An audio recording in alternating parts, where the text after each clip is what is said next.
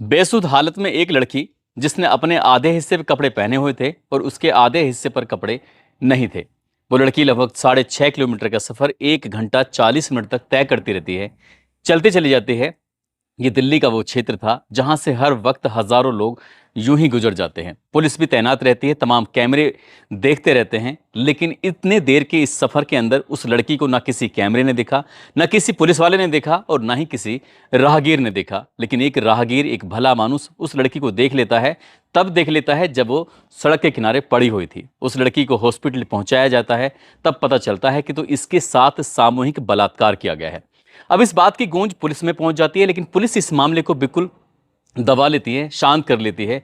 इसमें एक महिला ऑफिसर होती हैं, महिला ऑफिसर एसीपी ऐश्वर्या सिंह।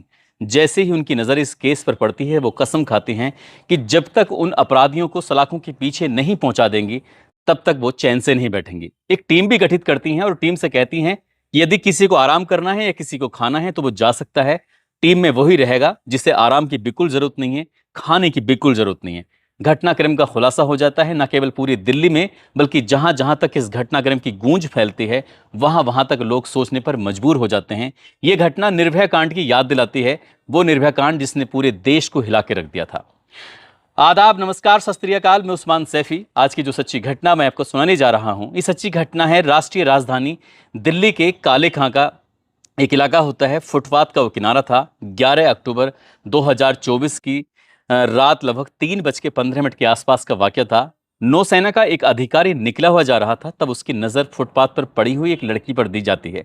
उस लड़की के तन पर आधे कपड़े थे और आधे से ज्यादा हिस्से में कपड़े थे ही नहीं। उन्होंने जब बहुत करीब जाकर उस लड़की को देखा तो उसके प्राइवेट पार्ट से लगातार ब्लड बह रहा था। वो सोच लेते हैं कि कुछ ना कुछ गड़बड़ जरूर हुई है। तुरंत ही पुलिस कंट्रोल रूम को फोन करते हैं। कंट्रोल रूम को फोन करने के बाद पुलिस मौके पर आती है और जैसे ही पुलिस मौके पर आती है, उस लड़की को लेकर सीधा एम्स में पहुंच जाते हैं। एम्स में जब उस लड़की को भर्ती कराया जाता है, डॉक्टर लोग जब उसका उपचार करते हैं, उससे बातचीत करने की कोशिश कर रहे थे, तो लड़की बेसुध थी, वो बोलने की स्थिति में थी ही नहीं। ऐसा लग रहा था जैसे उसके दिमाग पर कोई भारी असर पहुंचा हो। जाहिर सी बात है, जब डॉक्टरों ने बोला तो कोई भी समझ जाएगा कि हाँ, भारी असर क्यों रहा होगा। दरअसल उसके साथ बार बार बलात्कार किया गया था, सामूहिक बलात्कार किया गया था। कौन था वो, किसने किया था? अब ये सवाल कैसे तलाश करें, कैसे ढूंढें, बस यही पुलिस के लिए एक बहुत बड़ी चुनौती बन जाती है। पुलिस आखिरकार करे तो क्या करे। जब उस लड़की से बातचीत करने की कोशिश कर रहे थे, वो लड़की बेहोश थी, बोलने की स्थिति में नहीं थी, मानसिक रूप से लग रहा था पूरी तरह से बीमार हो चुकी है। लेकिन जब कुछ बोल नहीं रही है, डॉक्टर उसका उपचार शुरू कर देते हैं। डॉक्टर फिर से एक बार बात कहते हैं कि यदि वो नौसेना का अधिकारी इस लड़की को नहीं देखता और वो उसे वक्त पर इसे हॉस्पिटल ना लेके आते, तो शायद ये मर जाती, ये बच नहीं पाती, क्योंकि इसका जो ब्लड था प्राइवेट पार्ट से भारी मात्रा में बह चुका था। अब जब दिन पर दिन बीत रहे थे, पुलिस वाले परेशान हो रहे थे। एसीपी ऐश्वर्या सिंह अब इस मामले की अगुवाई कर रही थी, पड़ताल कर रही थी। वो सोचने पर मजबूर हो जाती हैं कि करें तो कहां से शुरुआत करें इस घटना की, कैसे पता चले कि हुआ क्या है, कहां हुआ है, कौन है वो जिन्होंने इसके साथ इतना गंदा और घिनौना कृत्य किया है। तभी एक आइडिया आता है और इसी आइडिया के बीच में एक महिला सिपाही होती है। उस महिला सिपाही को सादा वर्दी में उस जगह पर भेजा जाता है। ऐसे बात कर रही थी जैसे कि सोशल वर्कर हो, ऐसे बात कर रही थी जैसे कि कितनी हमदर्द हो। उस लड़की ने उसके साथ जाकर, जिसके साथ गलत और गंदा घिनौना कृत्य हुआ था, उसके पास जाना, उसके साथ बातचीत करना, उसको खाने का सामान देना, उसकी छोटी से छोटी चीज़ों का ख्याल रखना। अब वो लड़की जो थी, जो बेसुध थी, जिसके दिमाग काम नहीं कर रहा था, उस लड़की को वो अपना हमदर्द समझने लगती है। और जैसे ही उसको अपना हमदर्द समझने लगती है, दोस्त समझने लगती है, तब वो जोर जोर से रोने लगती है, क्योंकि उसे लग रहा था कि शायद उसकी फरियाद सुनने वाला कोई आ गया है।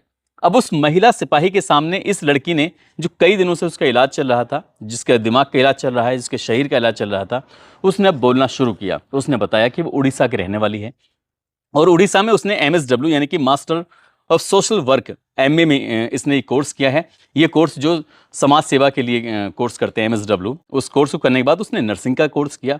और इसी बीच में उसके एक दोस्त से बात होती है। दोस्त उसका दिल्ली में रहता था।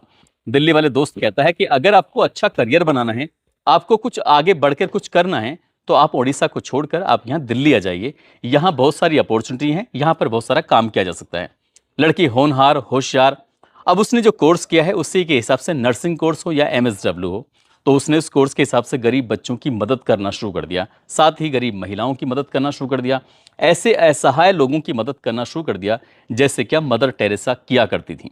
इसी तरह से उसकी जिंदगी आगे चल रही थी। लेकिन जिस दोस्त ने इस लड़की को दिल्ली बुलाया था, जिस दोस्त ने ये कहा था कि तुम दिल्ली आना, तुम्हारी मदद होगी, यहाँ पर बहुत सारी अपॉर्चुनिटी हैं, यहाँ पर तुम बहुत सारा काम कर सकती हैं, वही लड़की उस लड़के को बोझ लेने लगती है। उसे लग रहा था कि जैसे कि अब पता नहीं वो उसी के लिए जो कमाया हुआ है खाती है, उसी के यहाँ रहती है, करे तो क्या करे।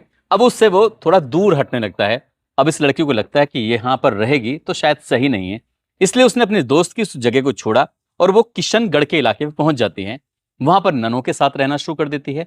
नन भी समाज सेवा करती थी, गरीबों की मदद करती थी, असहायों की मदद करती थी। लेकिन यहाँ रहते रहते उस लड़की का जो मानसिक संतुलन था वो कुछ बिगड़ने लगता है। अच्छी खासी पढ़ी लिखी, नर्सिंग का कोर्स, MSW का कोर्स उसने किया हुआ था, उड़ीसा से दिल्ली अपना करियर बनाने के लिए आई थी, और अचानक ही उसका मानसिक तबीयत कुछ ज़्यादा खराब रहने लगती है, तो वो अचानक से यहाँ से निकल जाती है, चली जाती है। जुलाई 2024 में किशनगढ़ का वो इलाका छोड़ देती है और नन इस बात की शिकायत करती हैं जाकर थाने में कि हमारे यहाँ पर एक लड़की रहती थी और वो अचानक से चली गई है।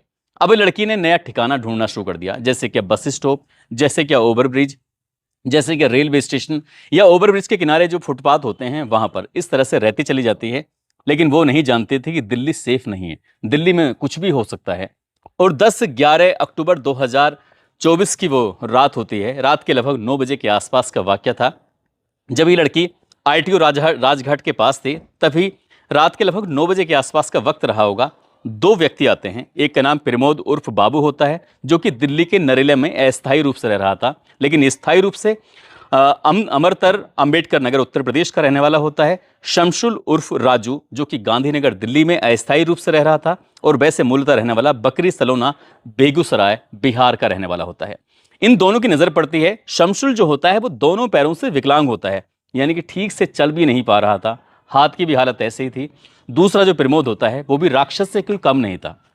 इस लड़की को अपने साथ लेके जाते हैं सुनसान झाड़ियों के पास, जहां मेट्रो स्टेशन है उसी के पास कुछ झाड़ियां थी, उन झाड़ियों के पास लेके जाते हैं। दोनों उसके साथ मिलकर सामूहिक बलात्कार करते हैं। लड़की विरोध करने की स्थिति में इसलिए नहीं थी क्योंकि उसके मानसिक जो आघात पहुंचा था, किसी बात को लेकर वो परेशान थी, समझ नहीं पा रही थी कि आखिरकार क्या है।